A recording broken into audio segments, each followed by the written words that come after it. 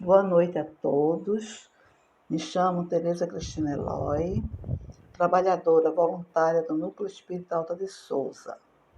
E hoje nós vamos dialogar sobre o livro dos Céu e Inferno, segunda parte, capítulo 2, Espíritos Felizes, sobre a senhorita Emma Livre. Ela viveu em Paris. Então, antes de começarmos, vamos pedir a espiritualidade amiga, através de uma prece, para que possamos nos harmonizar e que possamos usar da palavra para levar o esclarecimento que todos anseiam, que necessitam, e que possam lhes guiar para o caminho da paz, da luz e do equilíbrio. Divino amado Mestre Jesus, aqui nos encontramos, Senhor, mais uma vez, para fazermos o estudo dos teus ensinamentos através deste livro Céu e Inferno, pelo depoimento de nossa irmã Emma, que vem trazer esclarecimentos que vai nos ajudar a ter mais fé, mais esperança e confiança na vontade de Deus. Irmã, amiga, mentora da Casa Alta de Souza, ilumina o lar de todos aqueles que estão assistindo, trazendo paz, harmonia, saúde, e que possamos compreender esses ensinamentos e pô-los em práticas. Que a tua luz, Jesus, esteja com todos nós, hoje, agora e para todo sempre. Assim seja. Antes de começarmos, sempre eu gosto de falar sobre no livro o Evangelho, que tem alguma ligação com o estudo que nós vamos proferir hoje. Então, no Evangelho segundo o Espiritismo, no capítulo 19, a fé transporta montanhas. Nós temos: quando ele veio ao encontro do povo, um homem se lhe aproximou e, lançando-lhe de joelhos a seus pés, disse: Senhor, tende piedade do meu filho, que é lunático e sofre muito, pois cai muitas vezes no fogo e muitas vezes na água. Apresentei aos teus discípulos, mas eles não puderam curar. Jesus respondeu dizendo: Ó raça incrédula e depravada, até quando estarei convosco? Até quando vos sofrerei? Trazei-me aqui esse menino. E tendo Jesus ameaçado o demônio, este saiu do menino, que no mesmo instante ficou são. Os discípulos vieram então ter com Jesus em particular e lhe perguntaram: por que não podemos nós outros expulsar esse demônio? Respondeu-lhe Jesus: por causa da vossa incredulidade. Pois em verdade vos digo, se tivesses a fé do tamanho de grão de mostarda, direis a esta montanha: transporta-te daí para ali, e ela se transportaria, e nada vos seria impossível. Mateus, capítulo 17, versículo 14 a 20. E ainda no Evangelho, no capítulo 5, em Bem-aventurados os aflitos, nós vamos encontrar em Mateus e em Lucas. Em Mateus, capítulo 5, versículo 4, 6 e 10, nós temos: Bem-aventurados que choram, pois que serão consolados. Bem-aventurados famintos e sequiosos de justiça, pois que serão saciados.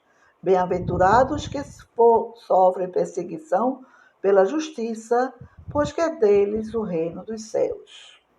E em Lucas, capítulo 6, versículo 20 e 21, nós temos: Bem-aventurado vós, que sois pobres, porque vosso é o reino dos céus. Bem-aventurado vós, que agora tendes fome, porque sereis saciados. Ditosos sois vós, que agora chorais, porque rireis. Mas ai de vós, ricos, que tendes no mundo a vossa consolação. Ai de vós que estáis saciado, porque tereis fome. Ai de vós que agora rides, porque sereis constrangidos a gemer e a chorar. Lucas, capítulo 6, versículo 25. Então, pensando, para a gente analisar sobre o que nós vamos estudar hoje, e no decorrer da nossa fala, vamos tentar esclarecer algumas dúvidas. Então, quando eu comecei a preparar, umas dúvidas que eu gostaria que nós pensássemos e refletíssemos e cada um respondesse a si mesmo. É um castigo a encarnação e somente os espíritos culpados estão sujeitos a sofrê-la? Há muita gente que teme não a morte em si, mas o momento da transição. Sofremos ou não nessa passagem? Quem poderá, no entanto, esclarecer-nos a tal respeito? Quem nos descreverá o fenômeno fisiológico da separação entre a alma e o corpo? Quem nos contará as impressões desse instante supremo quando a ciência e a religião se calam? De que serviria um homem ganhar o mundo todo e perder-se a si mesmo? Fazendo essas reflexões sobre essas perguntas, vamos ver o depoimento de Emma, né, que ela veio nos dizer. Eles propuseram, né, evocar a vocação dela na Sociedade de Paris, mas não foi necessário, porque ela se apresentou espontaneamente no dia 31 de julho de 1863, pouco depois da sua morte, em consequência de acidente causado por fogo. Ela faleceu após cruéis sofrimentos. Então, o que é que ela veio nos dizer? O seu depoimento, o que aconteceu com ela. Ela diz assim: eis-me aqui, ainda no cenário do mundo. Eu que me julgava sepultada para sempre no meu véu de inocência e juventude. Salvar-me-ia o fogo da terra do fogo do inferno. Assim, o pensava eu na minha fé católica. E, se não ousasse entrever os esplendores do paraíso, minha alma tímida se apegava à expiação do purgatório, enquanto pedia, sofria e chorava. Mas quem dava ao ânimo abatido a força de suportar as angústias? Quem nas longas noites de insônia e febre dolorosa se me inclinava sobre o leito de martírios? Quem me refrescava os lábios sedentos, escaldantes?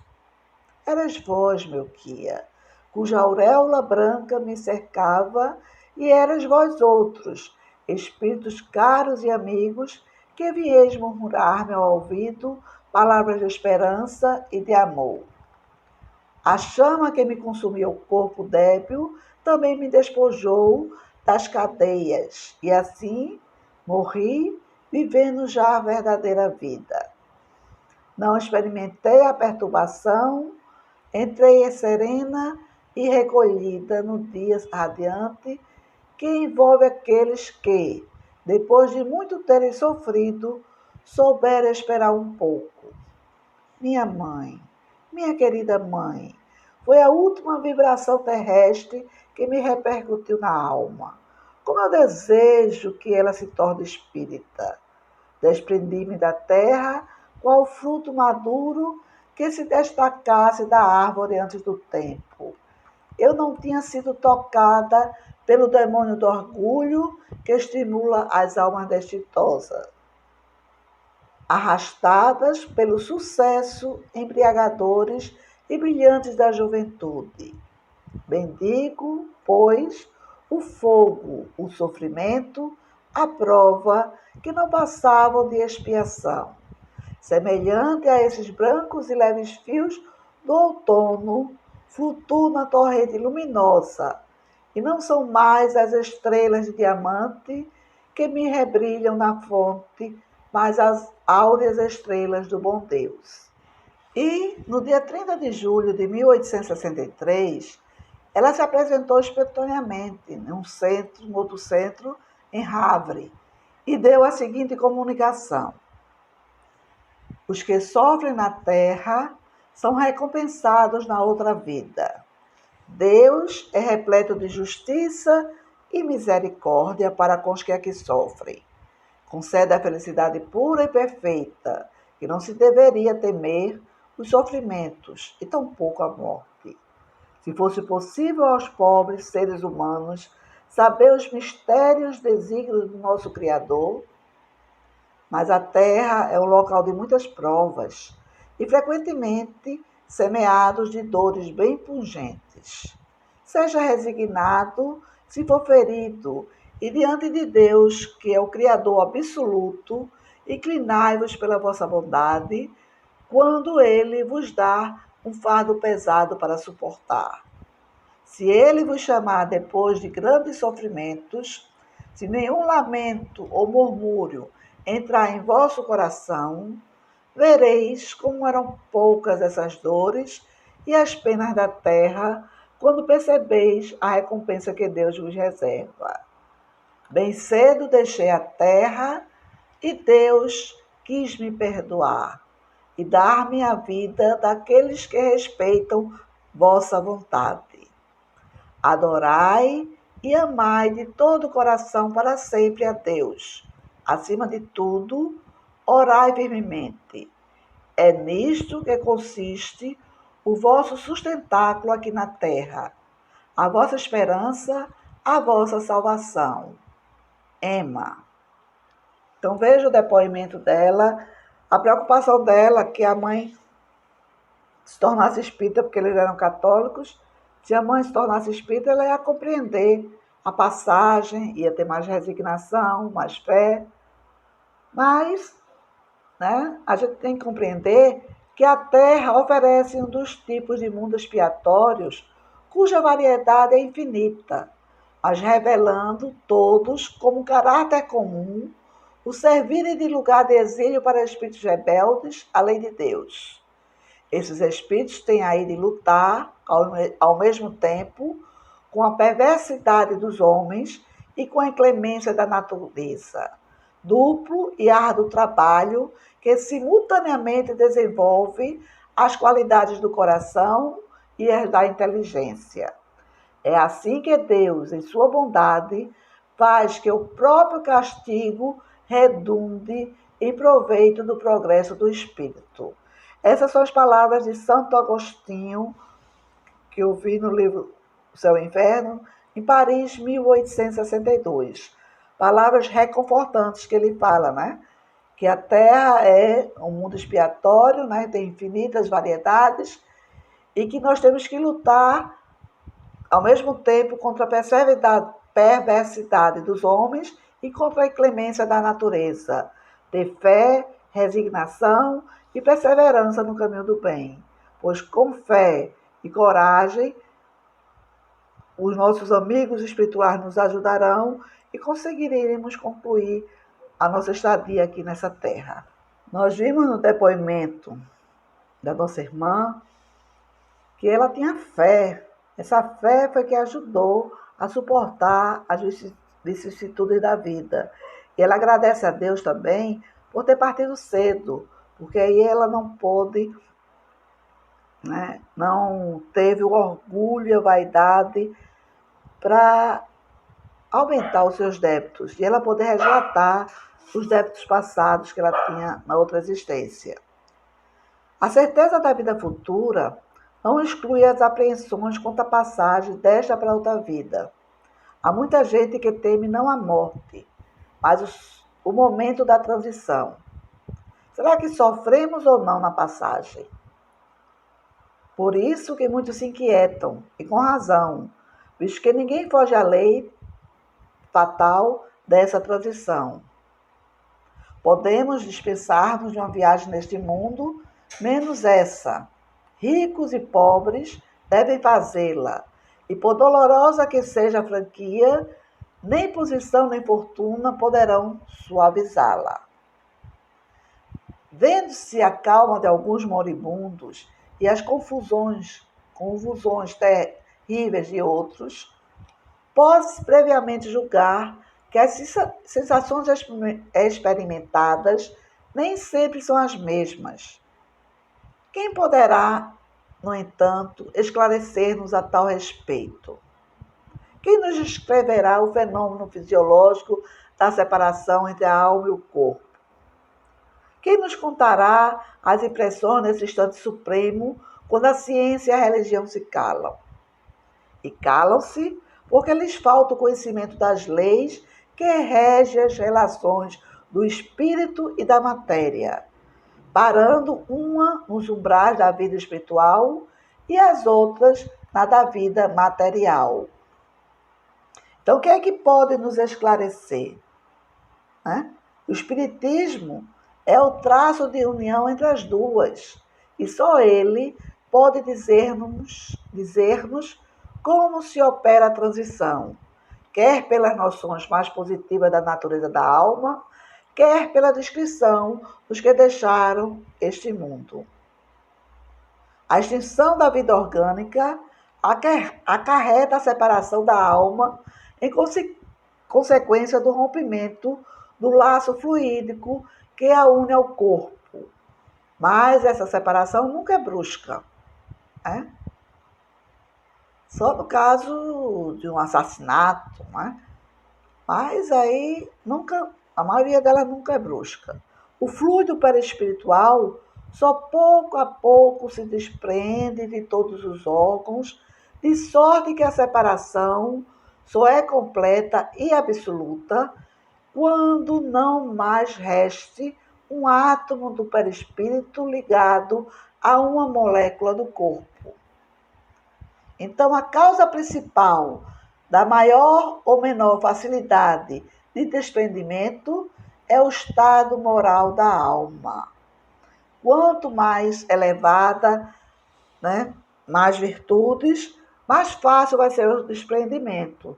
Mas quanto mais apegada à matéria, mais sentimentos negativos, egoísmo, vaidade, orgulho, esses são liames que prendem o corpo, a alma, não deixando ela se libertar.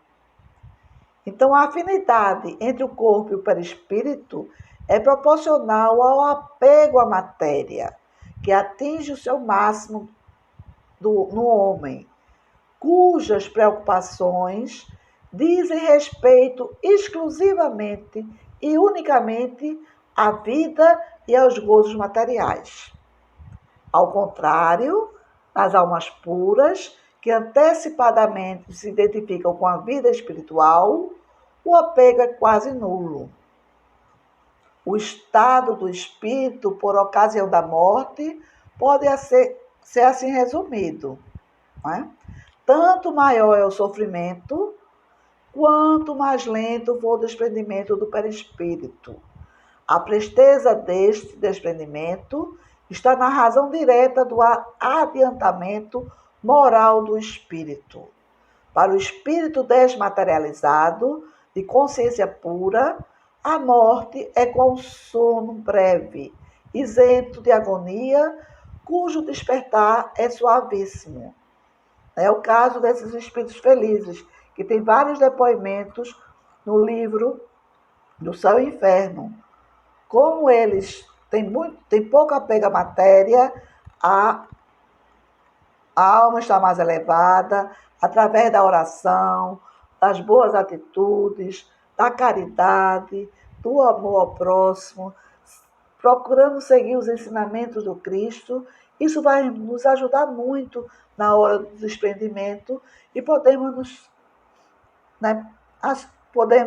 desejar que na hora desse passamento sejamos espíritos felizes quando chegarmos no lado espiritual, no nosso lar, que é a nossa verdadeira casa. Então, nós devemos trabalhar essas virtudes, através da prece, da oração, que com a ajuda dos nossos irmãos vamos conseguir, porque quando entramos em prece, bons pensamentos, nós entramos em sintonia com os irmãos superiores, nossos anjos guardiões, que eles vão nos ajudar a seguir o caminho correto. Eles não podem interferir no nosso livre-arbítrio, mas eles podem nos ajudar quando pedimos a ajuda deles. Eles estão sempre lá a nos auxiliar.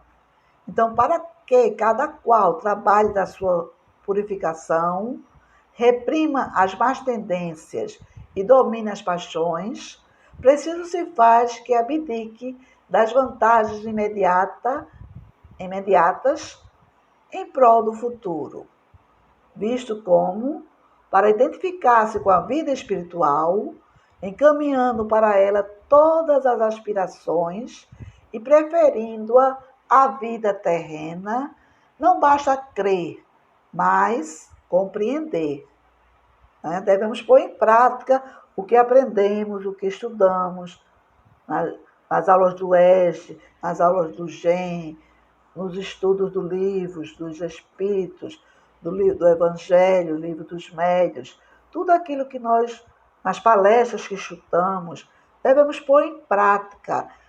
Não basta só acreditar, só ouvir e não praticar. Devemos compreender e pôr em prática. Então, devemos considerar essa vida debaixo de um ponto de vista que satisfaça ao mesmo tempo a razão, a lógica, ao bom senso e ao conceito em que temos a grandeza, a bondade e a justiça de Deus. Considerando desse ponto de vista, o Espiritismo, pela fé inabalável que proporciona, é quantas doutrinas filosóficas que conhecemos, a que exerce mais poderosa influência. O espírito sério não se limita a crer porque compreende, e compreende porque raciocina. A vida futura é uma realidade que se desenrola incessantemente aos seus olhos, uma realidade que ele toca e vê, por assim dizer, a cada passo, e de modo que a dúvida não pode empolgá-lo ou ter guarda em sua alma. A vida corporal, tão limitada, amesquinha-se diante da vida espiritual, a verdadeira vida. Que lhe importam os incidentes da jornada se compreendermos a causa da utilidade das vicissitudes humanas, quando suportadas com resignação? Então, o que é que vai nos importar os incidentes da jornada se compreendermos a utilidade das vicissitudes humanas quando suportadas com resignação? Pensemos nisso. A alma eleva-se nas relações com o mundo visível. Os laços fluídicos que o ligam à matéria enfraquecem-se, operando-se por antecipação um desprendimento parcial que facilita a passagem para outra vida. A perturbação consequente à transição pouco perdura, porque, uma vez franqueado o passo, para logo se reconhece, nada estranhando, antes compreendendo a sua nova situação. Foi o que aconteceu com a nossa irmã que deu o depoimento. Com certeza, não só é o Espiritismo que nos assegura tão auspicioso resultado. Nem ele tem a pretensão de ser o meio exclusivo, a garantia única de salvação para as almas. Força é confessar, porém, que pelos conhecimentos que fornece, pelos sentimentos que inspira, como pelas disposições em que coloca o espírito, fazendo-lhe compreender a necessidade de melhorar-se, facilita enormemente a salvação. Ele dá a mais e a cada um os meios de facilitar o desprendimento de outros espíritos ao deixar invólucro material, abreviando-lhes a perturbação pela evocação e pela prece sincera, que é uma magnetização espiritual. Provoca-se a desagregação mais rápida do fluido perispiritual pela evocação, conduzida com sabedoria e prudência, com palavras de benevolência e conforto, combate-se o entorpecimento do espírito, ajudando a reconhecer-se mais cedo e, se é sofredor, incute-lhe o arrependimento, único meio de abreviar os seus sofrimentos. Então, foi isso que aconteceu com a nossa irmã. A ajuda da prece da mãe dela, mesmo sendo católica, ela orou pela filha. Foi os últimos, pensamentos que ela escutou antes de despertar, foi as palavras da mãe. E quando ela estava equivocada, estava em sofrimento, quem poderá me ajudar? Quem é? O anjo guardião dela não abandonou, estava junto dela. Os espíritos superiores, os amigos espirituais, estavam lá a ajudar a fazer esse desenlace. Então, quando temos pensamentos positivos, entramos em sintonia com a vibração maior. E essa sintonia, esse amor, vai nos ajudar a esse desenlace. Poderemos ser espíritos felizes ao despertar no plano espiritual, através de nossas atitudes e do nosso condicionamento espiritual. Há muito que se dá, muito será cobrado. Então, quanto mais a gente estuda, mais a gente compreende e a gente vê que a verdadeira felicidade está nas boas ações, no amor, na caridade. Então, se temos esses sentimentos, colocamos em prática, lógico, seremos espíritos felizes ao desencarnar. Então, vejamos que trabalho maravilhoso fez o nosso irmão Allan Kardec ao catalogar as experiências desses irmãos, os irmãos sofredores, os irmãos felizes, os irmãos suicidas, para nos esclarecer qual é a realidade da nossa vida através das nossas atitudes. O depoimento deles foi muito importante para nós. Então, se pudermos ler e reler esse livro, vai nos auxiliar muito no nosso momento, na nossa passagem. Então, no Evangelho, no capítulo 17, Impedis e obtereis, e no Céu e Inferno, na primeira parte dos capítulos 4, 7 e 8, nós temos, no item 21, que o homem sofre sempre a consequência de suas faltas. Não há uma só infração da lei que fique sem a correspondente punição. A severidade do castigo é proporcional à gravidade da falta. Indeterminada é a duração do castigo para qualquer falta. Fica subordinada a quê? Ao arrependimento do culpado e ao seu retorno à senda do bem.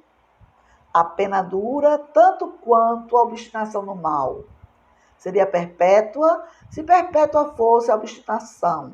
Dura pouco se pronto o arrependimento. Então, se nós nos arrependermos e procurarmos seguir a senda dos ensinamentos do Cristo, o caminho do bem, a ajuda vem.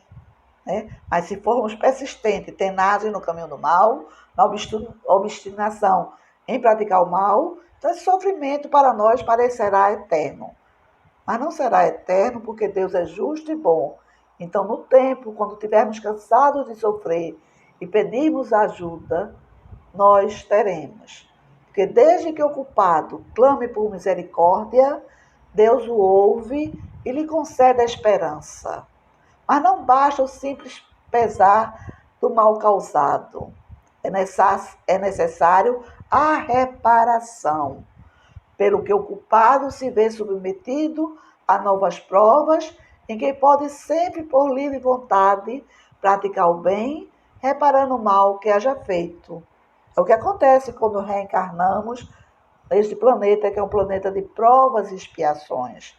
Nós estamos aqui para reparar o mal que praticamos no passado, E através do bem que praticarmos, nós nos melhorarmos. Porque a finalidade de sermos criados é para sermos espíritos felizes, espíritos perfectíveis, porque perfeito só o Pai Celestial. Mas Deus nos deu o livre-arbítrio, nos deu o conhecimento E as lições nos enviou Cristo para nos indicar o caminho. Os ensinamentos só não seguem quem não quer ser feliz, quem quer continuar sofrendo. Então, o homem é assim constantemente o árbitro da sua própria sorte. Pertence-lhe abreviar ou prolongar indefinidamente o seu suplício, a sua felicidade ou a sua desgraça. Dependem da vontade que tenha de praticar o bem. Tal é a lei imutável e em conformidade com a bondade e a justiça de Deus. Assim, o espírito culpado e infeliz pode sempre salvar-se a si mesmo. A lei de Deus estabelece a condição em que se lhe torna possível fazê-lo. O que mais das vezes lhe falta é a vontade, a força e a coragem. Nós temos que ter força e coragem de nos modificar, porque o maior inimigo que nós temos somos nós mesmos, a nossa imperfeição, o nosso orgulho, a nossa vaidade, a nossa cupidez, a nossa falta de amor, falta de tudo, né? É a falta de tudo. Mas no momento em que estivermos cansados de sofrer, nos arrependermos, a ajuda vem. E através da oração, conseguiremos entrar em sintonia com os nossos irmãos que irão nos ajudar. Então, Lacordaire, em Havre, 1863, nos traz essa frase: bem-aventurados aflitos, isto é, os que têm ocasião de provar sua fé, sua firmeza, sua perseverança e sua submissão à vontade de Deus, porque terão centuplicada a alegria que lhes falta na terra, porque depois do labor virá o repouso. Não esse repouso inerte, né? Mas o repouso de descansar do sofrimento. Porque o espírito sempre está trabalhando. A inércia é a morte, o movimento é a vida. O trabalho, ele eleva a alma, nos ajuda a compreender os ensinamentos de Deus, os ensinamentos do Cristo. Nos faz compreender como Deus é grande, criou esse universo maravilhoso, onde tudo é harmonia e glória. E que possamos, através da prece, agradecer a Deus, aos espíritos superiores, aos nossos anjos guardiões, a nossa mentora Alta de Souza, a Virgem Maria, por esses momentos em que nos elevamos nossa alma. Nós aprendemos um pouco mais desses ensinamentos que o Espiritismo vem nos trazer, vem nos esclarecer, vem nos iluminar o caminho.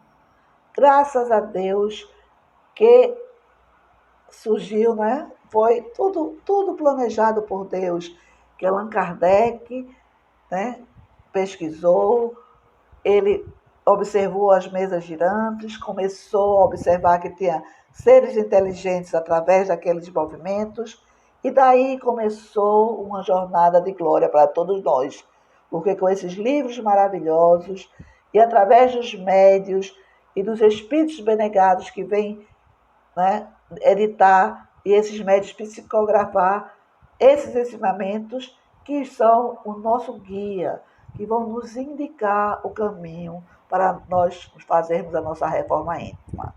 Então, abençoado seja Jesus, todos nossos irmãos. Agradecemos por tudo que recebemos na noite de hoje.